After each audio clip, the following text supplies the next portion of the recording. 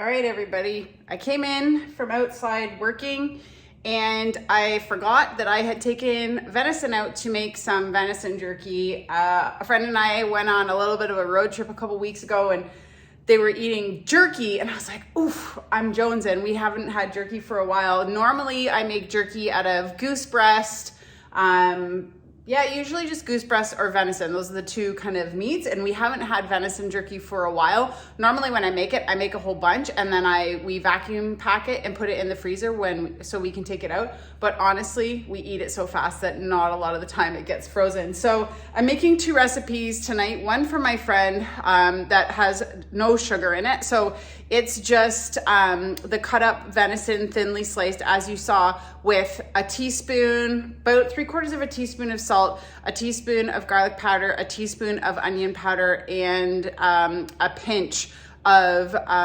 dried chilies, ground chilies.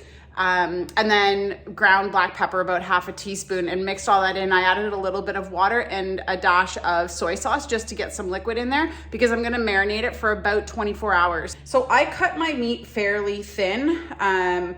It's not a 1/4 inch, it's probably 1/8 of an inch, but it's fairly thin, as you can see. So I'm just going to go through the recipe that I use with you so that you can reproduce if you want to try your hand at making some jerky.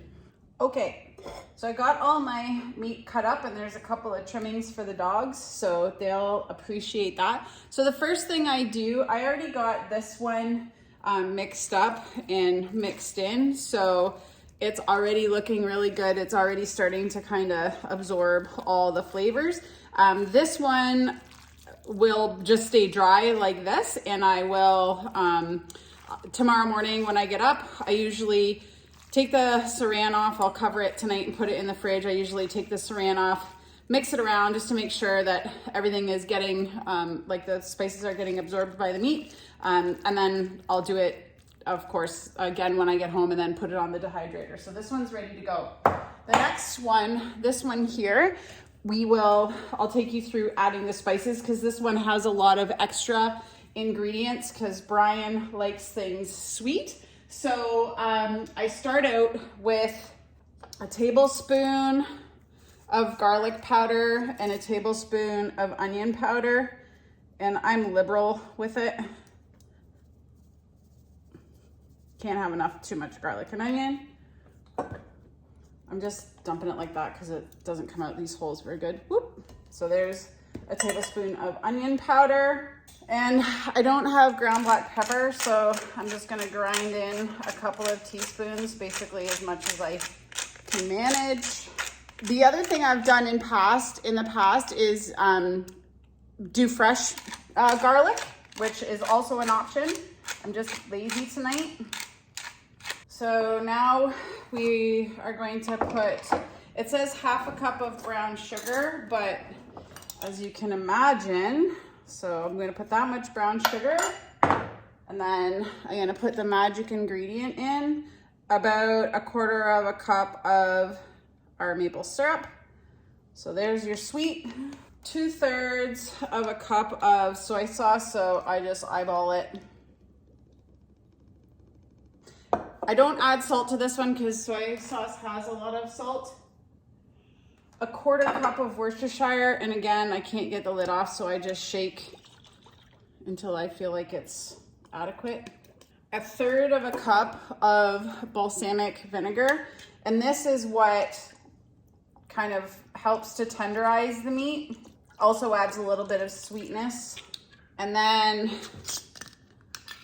a little bit of red pepper flakes, and these were from the red peppers that I grew last year. Then I kind of mix that all together.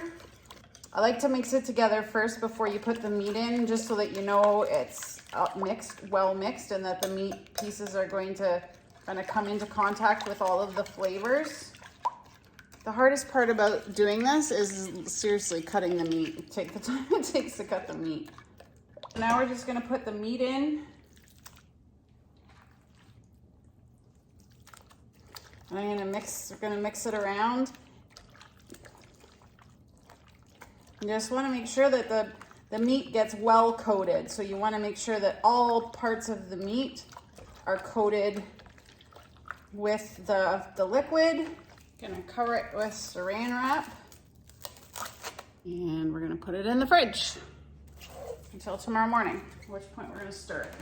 Okay, so those will stay in the fridge until tomorrow morning, and then I'll come stir them both, put them back in the fridge until I get home tomorrow night from work, and I'll put them on the dehydrator. Good morning, everyone. I don't know if you can hear it or not, but it is raining and it's awesome because we planted more trees yesterday, all those shrubs. And so they are getting well rained in. It's been raining all night, which is fantastic.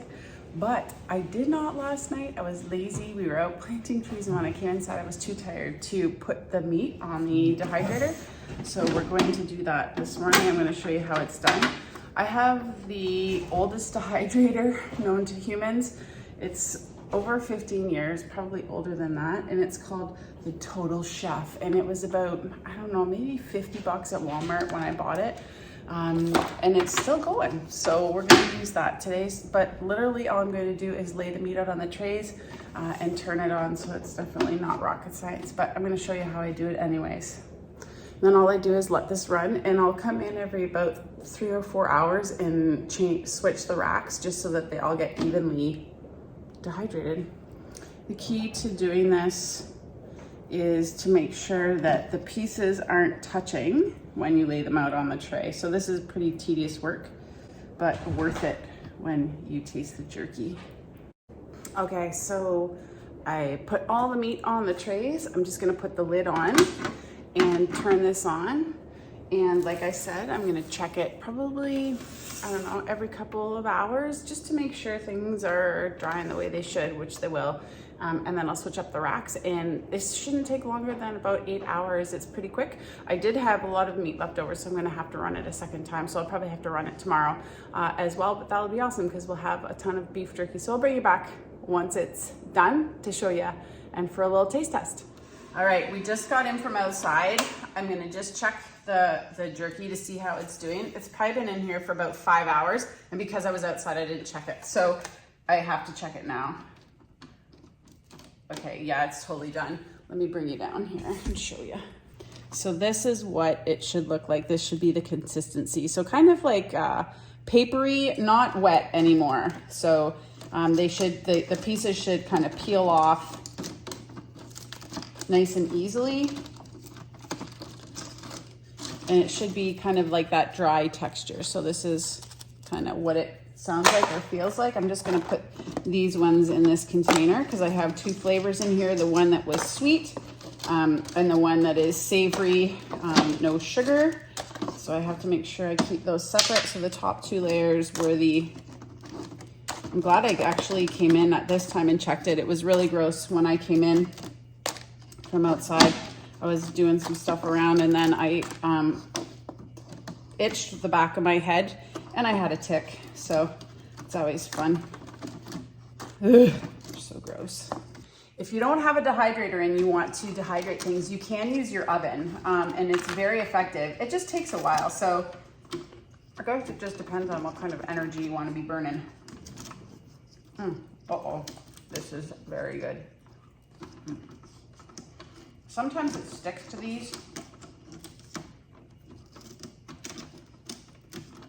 Usually that happens if you go a little too long, like I did.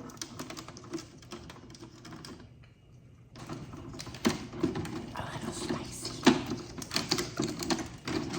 I used to make jerky when we went on our canoe trips, and we always had to ration ourselves to make sure we had some by the end of the trip because it was so good. Such a great snack. Okay, so let's try this one.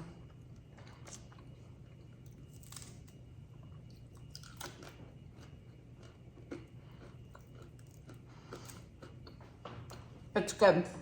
I don't like it as much as the other one because there's no sugar in it, but ooh, I just got a spice piece. That is good. All right, if you want to try something super tasty and delicious, a really quick snack that you can vacuum seal and freeze, or just put in Ziplocs and freeze for long-term storage, make some jerky. It's super easy. I'll link the recipe in the description box below for you so that you have it, or you can print it out and keep it on hand if you ever want to make jerky. And like I said, I've made jerky with beef, venison, turkey, goose. I think that's it, but they've all been delicious. So anyways, hope you have a great day. Thanks for watching, and we'll see you next time.